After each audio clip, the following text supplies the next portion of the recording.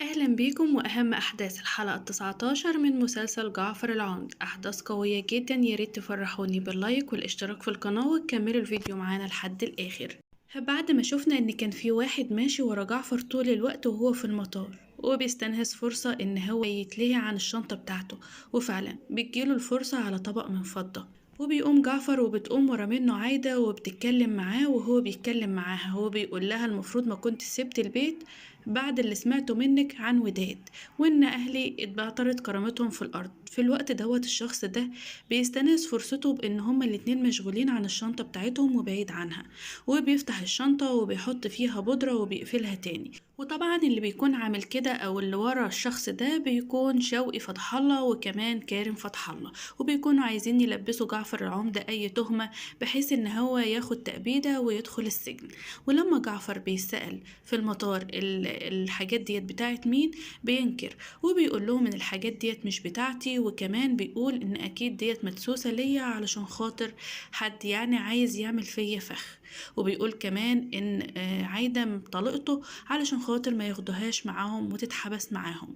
لما بتروح عايدة وبتقول لهم ان جعفر اتمسك في المطار في الوقت دوت صفصف بطولته، وبتقعد تقول هي ايه النصايب اللي بتنزل ترف عليا ديت يا ربي، النصايب كلها بتيجي ورا بعضها ليه كده، يا حظك المنيل في عيالك يا صفصف. وطبعا بتفضل ان هي تلطم وتبكي، وفي الوقت دوت بيكون حريمه كمان زعلانين عليه وبيفضلوا يلوموا على عايدة وبيقولوا لها يعني كانت حبكت ان انت تقضي شهر العسل، يعني جعفر من يوم ما مشى ومن يوم ما سافر واحنا النصايب بتنزل على دماغتنا، وكمان غير ان احنا كرامتنا اتهانت في وسط الحارة كلها، عاجبك كده اللي بيحصل دوت. وطبعا في الوقت ده عايدة بتقول لهم طب انا اعمل ايه، انا ما كنتش اعرف حاجة عن اللي هيحصل دوت، وجعفر لو كان يعرف ان اللي هيحصل ده هيحصل اكيد ما كانش هيسيبكم ويمشي. وطبعا بيقوموا خناقة وبيبدأوا ان هم عايزين يعني يتخانقوا معاها، لكن في الوقت ده بتزعق فيهم صفصف ونعيم وبيقولوا لهم بلاش خاطر، بلاش اللي انتوا بتعملوه ده، لان احنا مفيش فينا دماغ للكلام بتاعكم الفاضي دوت، عايزين نشوف هنعمل ايه مع جعفر. نعيم بيكلم المحامي وبياخده وبيروح على جعفر علشان خاطر يخرجه من السجن او يعرف ايه الموضوع بالظبط. وفعلا بيروح والمحامي بيطمنهم بان هو هيخرج بكفالة. وطبعا اللي بيتأكد من الكلام دوت وبيعرف ان اللي ورا كل ده كارم وشوقي جعفر، وبيعرف ان هما اللي ورا الحوار ده، علشان كده بيستحلف ليهم وبيقول ان هما كده خلاص عيشتهم على الدنيا بقت حرام، ويا هما يانا، وبيبدأ إن هو يستحلف لهم. في مشهد تاني بنشوف إن دلال بتنزل لشوقي أخوها قدام المحل بتاعهم وبتقول له أنت كده بتفتحوا على نفسكم باب جهنم، ما تفكرش إن علشان خاطر جعفر مش موجود وإن هو مسافر يبقى الموضوع هيعدي كده. طبعا بيبدأ إن هو يقول لها ده لو رجعلك أصلا، وبيبدأوا إن هم يقولوا لها أنت طلعي نفسك من الموضوع، كفاية إن أنت حطيت راسنا قبل كده في الطين لما وافقت إن أنت تعيشي وتفضلي في بيت ألد أعدائنا اللي هو بيت جعفر العمدة. وبيبدأ إن أخوها يطردها من المكان وبيقول لها يا تطلعي وانت ساكتة يا إما هبهدلك وهمد إيد عليكي، ودلوقتي انتوا مفيش في عيلتكم أي راجل، والراجل الوحيد اللي موجود في الحبس ربنا يفك حبسه. صفصف بتعرف ان دلال راحت واتكلمت مع شوقي اخوها، وطبعا بتزعق ليها وبتقول لها هو انت فاكره ان جعفر هيعدي الموضوع دوت بالساهل، ملكيش دعوه بالحوار دوت، وتحطي لسانك جوه بقك وتسكتي خالص، ما هم دولت عيلتك، يا اما تتبري منهم يا اما تروحي وتعيشي معاهم، واحمد ربنا ان انا مش هجيب سيره بالكلام دوت لجعفر نهائي. في مشهد تاني بنشوف ان شوقي بيكون قاعد في شقته مع وداد، وطبعا بيقول انا بقالي 7 سنين في السجن مفيش حاجه فرحتني ولا كيفتني قد العلقه اللي اداناها لرجاله بيت العمده امبارح، وان احنا فرجنا عليهم، السيده كلها والحاره كلها اتفرجت عليهم، والعلقه اللي هم اخدوها ديت محدش هينساها ابدا. طبعا وداد بتبدا ان هي تدلع عليه وتقول له ما هو برضه مفيش يعني حاجه ليا انا، طب ما هو انا اللي ساعدتك وانا اللي خلعت سيد من 7 شهور، لولا كده ما كنتش هتقدر ان انت تشمت فيهم ولا تفرح كده. في مشهد تاني بنشوف ان بلال شامة بيروح وبيتكلم مع سيف وبيقول له ان هو زعلان جدا على فاطمة بان هي ماتت، وبيبدأ يلمح له بان هو عارف مين ابوه، لكن طبعا في الوقت دوت سيف بيحاول على قد ما يقدر ان هو يتماسك اول ما بتيجي سيرة ابوه، وطبعا بيبدأ ان هو يقول له انا عارف مين ابوك، وسيف بيتلهف جدا وبيقول له لو تعرف مين ابويا يا ريت تدلنا عليه. لكن بلال بيقول له مش بالساهل كده، ابوك راجل تقيل جدا في السوق ومعاه فلوس زي الرز، وانا عشان ادلك على مكانه لازم ان انت تديني مبلغ محترم. هو بيطلب منه مبلغ كبير جدا، وفي الوقت دوت سيف بيقوله طب انا اجيبهولك منين، وبيقوله والله دور بقى وشوف هتجيبهولي منين، وانا وقتها سلم واستلم، هتديني المبلغ ده هقولك مين ابوك وتروح وتتمرمخ في خيره، وهيعوضك على اي حاجة انت اديتهاني. سيف بيقعد مع نفسه وبيفكر وبيقول ان هو عايز يروح ويقول لجعفر على اللي حصل، او ان هو يستلف منه فلوس، لكن بيرجع يفكر ويقول هو فيه اللي مكفيه، وبلاش ان انا شايله همي اكتر من كده. بنشوف في مشهد تاني بان جعفر بيخرج من الحبس وبيقابل شوقي، وشوقي بيكون فارد ضلوعه في وسط الحارة على اساس ان هو علم على عيلته يعني، وعلم على اكبر واحد في عيلة العمدة اللي هو سيد. وطبعا في الوقت دوت جعفر بيقوله انت فاكر ان انت بكده خلاص لويت دراعي، وطبعا بتبدأ بينهم خناقة كبيرة جدا، بيسيبوا شوقي ومش بيعبر كلامه، وعلى اساس ان هو يركب عربيته، لكن جعفر بيقفل باب العربية عليه وبينزله من العربية وبيقوله المرة دي مش هتعدي بالساهل، وبيبدأ ان هو يضرب فيه في وسط الحارة كلها، وكلهم بيكونوا واقفين وشايفين اللي بيحصل. وطبعا جعفر بيقول معاش ولا كان اللي يمد ايده على حريمي ولا على رجالة بيت العمدة طول ما انا موجود وطول ما انا عايش على ظهر الدنيا. وطبعا في الوقت ده بيسحله على الارض وبيبهدله، وبيخلص خناقة معاه وبيطلع شوقي على شقتهم، وأم بتقوله انت ازاي تسيبه يضربك كده، انت المفروض كنت اخدت حقك، ازاي يعني ان انت بعد ما كنت انت المفروض ضربتهم امبارح يجي هو ويعلم عليك. وكريم كمان بيكون زعلان وبيقوله انت ازاي تسيبه يضربك كده، كنت المفروض ضربته. لكن طبعا بيقول لهم ان كده خلاص الجولة ما خلصتش لسه، احنا لسه في البداية ولسه هيشوف مني ياما. وداد بقى مش بتسكت، وداد بتقوله انت ازاي تخلي جعفر يعلم عليك في وسط الحارة كلها، بيزعق فيها من كتر ما هو متعصب، وبيقول لها اطلعي بره البيت، يا اما تعيشي هنا وانت ساكتة يا اما ترجعي مكان ما كنتي. وفعلا بيطردها وبتروح لابوها، وابوها بيبدأ ان هو يقول لها انت جايالي ليه بعد ما فضحتيني وعرتيني انا واخوك في وسط الحارة كلها وعريتي العيلة بتاعتنا جاياني. وطبعا ابوها بيطردها هي كمان وما بتبقاش لاقيه مكان ان هي تروح. حماده فتح الله بيقول لهم انا حذرتكم وقلت لكم ان الموضوع ده مش هيعدي على خير، وانتوا فاكرين ان جعفر هيعدي الموضوع دوت؟ انا قلت لك قبل كده يا ام يوسف ان عيالك هيحصلوا يوسف ابنك ان شاء الله، وان شاء الله قريب. وكمان بيحذر كارم وبيقول له ايامك السودة جايه لسه من جعفر. بنشوف في مشهد تاني بان سيد بيروح القبر بتاع ابن جعفر وبيفضل يعيط هناك وبيقول الله يسامحك يا وداد، انت اللي خلتيني اضيع ابن جعفر. وطبعا هي اللي بتكون وزاه ان هما يخطفوا علشان خاطر ينول رضاها يعني، وعلشان خاطر ما يخلفوش. وده طبعا بيكون من شوقي من قبل كده، وبيفضل يعيط وبيبكي، وطبعا العيط ما بيجيبش نتيجة. ودي كانت اهم توقعاتنا، يا رب تكون.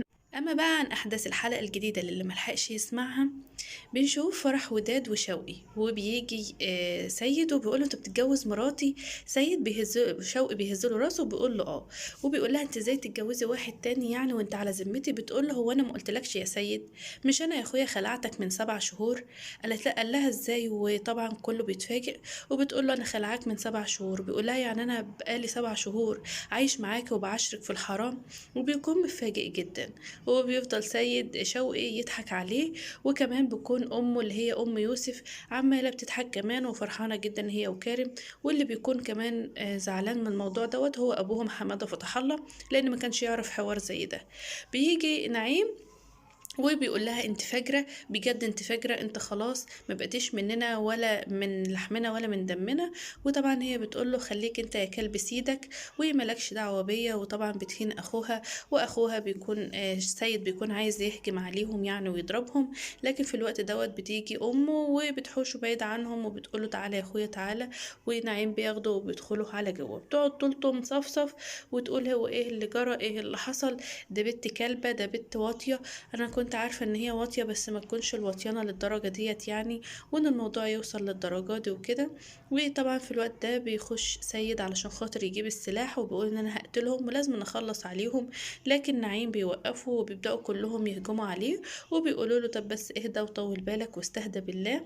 وطبعا بيحاولوا ان هم ياخدوا من ايده المسدس علشان خاطر يهدوه. بنشوف في مشهد تاني بإن صفصف بتروح هي ونعيم عند أخوها، وبتقول له إن أنت يعني كنت بخيل في المشاعر وبخيل في الفلوس وبخيل في كل حاجة، بنتك بقت مش في ذمتنا، بقت في ذمة شوقي فتح الله. وهو بيكون مستغرب بيقول ازاي، بتقول له ديت عدم تربيتك واهتمامك ليها، أمها لما ماتت سابتها لك أمانة لكن أنت ببخلك رميتها في الشارع، علشان كده بقت تربيتها تربية واطية. وبتقول له إن بنتك ما عدناش هنسأل عنها. وطبعا في الوقت ده بنشوف ان نعيم بيتصل على جعفر وبيقول له على اللي حصل، وجعفر بيتخض وبيقول لعايدة لم هدومك وجهزي علشان هننزل على مصر حالا. في الوقت ده بيكون داخل بقى شوقي بيرقص، وبيكون داخل بزفة على شقته هو وداد ومعاه العيلة بتاعتهم. وطبعا بيقول لها ان انا بقالي 7 سنين في السجن يعني وما شفتش حريم، وبيقول لهم يلا بقى مش ملاحظين دخلتي ولا ايه. وبيروح على شقتهم وبيقعد كارم بقى وبيتريق على اللي حصل يعني من سيد وكده، وامه بتضحك. وطبعا ابوهم بيلوم عليه وبيقول له انتوا ازاي تعملوا حاجه زي كده، ازاي ما عرفتونيش ان العروسه تبقى وداد، انتوا كده بتفتحوا على نفسكم سوق ونار جهنم. وجعفر لما هيجي مش هيعدي الموضوع ده على الساهل، وخاصة الايام اللي جاية هتكون سود عليك انت يا كارم، فخلي بالك. فبقول له ده لو جه بقى ان شاء الله. وبيبدأ كارم لما ابوه بيقول له كلمة زي كده يعني بيخاف شوية وبيقلق، لكن بيكون عارف ان هو باعت وراه حد. هنا بنشوف ان بيكون بقى وداد عمالة بترقص ليه، وبتقول له الحمد لله على السلامة وخروجك من السجن. بيقول لها ارقصي وانت ساكتة. بتبص في الشباك بتلاقي ان بيكون سيد واقف وبتبص عليهم من البلكونة، وبتفضل تكيد وتغيظ فيه، لكن هو بيتعصب وبينكد فعلا. وطبعا الدم بيجري في عروقه وقتها، وبيروح على المطبخ على طول وبيجيب سكينة وبينزل على تحت من غير ما أي حد من أهله يحس ولا يضرب اللي حصل. وبيروح وبيضرب الجرس عليهم وبيفتح له شوقي، وبيكون عايز ان هو يضربه يعني بالسكينة ويحط السكينة فيه، لكن طبعا شوقي بيمسكه وبيضربه وبيسحله على الأرض. وبيقول لكارم نده للرجالة من فوق السطح، وبياخده في الشارع وبيبدأ ان هو يضرب فيه وياخدوا جرجرة كده على الأرض. طبعا بتكون خناقة جامدة جدا، وبتنزل كمان الرجالة بتوع شوقي وبيبدأوا ان هم يضربوا في الرجالة بتوع الحارة يعني وكده. وبينزل نعيم وكل اللي بيدرى بقى باللي حصل واللي بيحصل بينزل على تحت على طول، من ضمنهم صفصف وسوريا وداد و... ودلال ونرجس وكلهم. وبيكون عمال بيضرب فيه ضرب جامد جدا.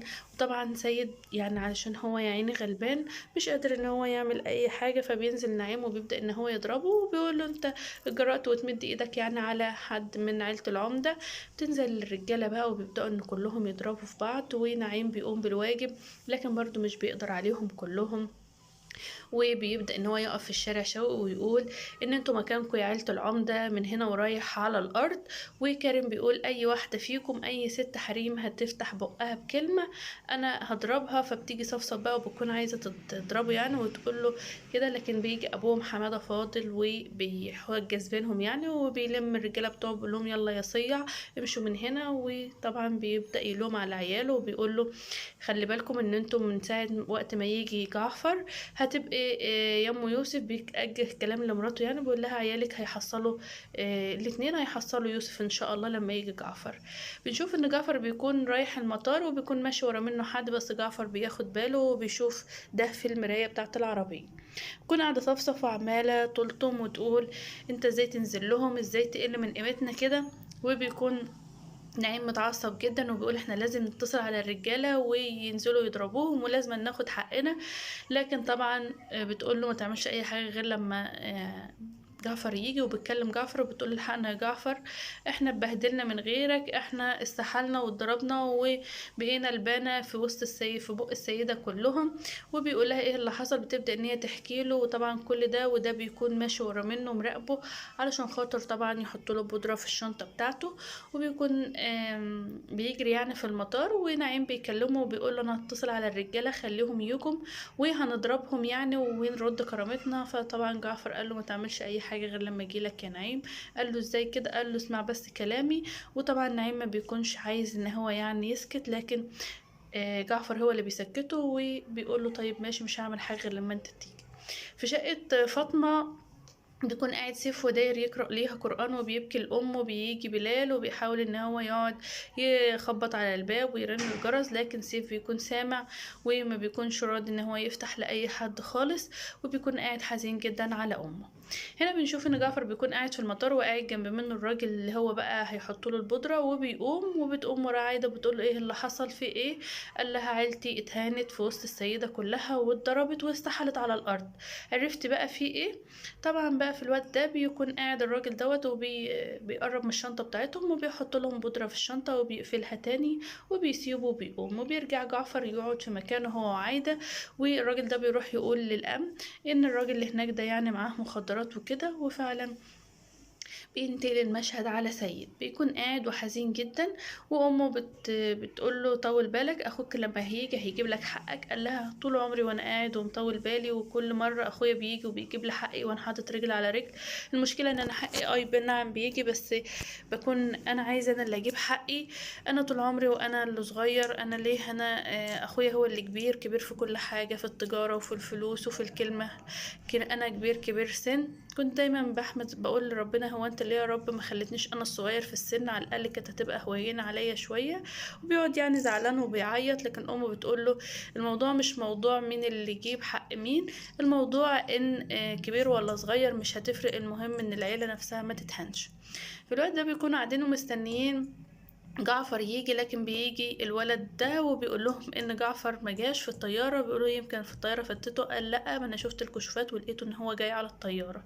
بتيجي في الوقت ده بتدخل عليهم عايده وبتقول لهم الحقوني جعفر اتمسك في المطار، و وقال ان انا طلقته يعني علشان خاطر ما ياخدونيش معاه. وده بيكون اخر مشهد في الحلقه.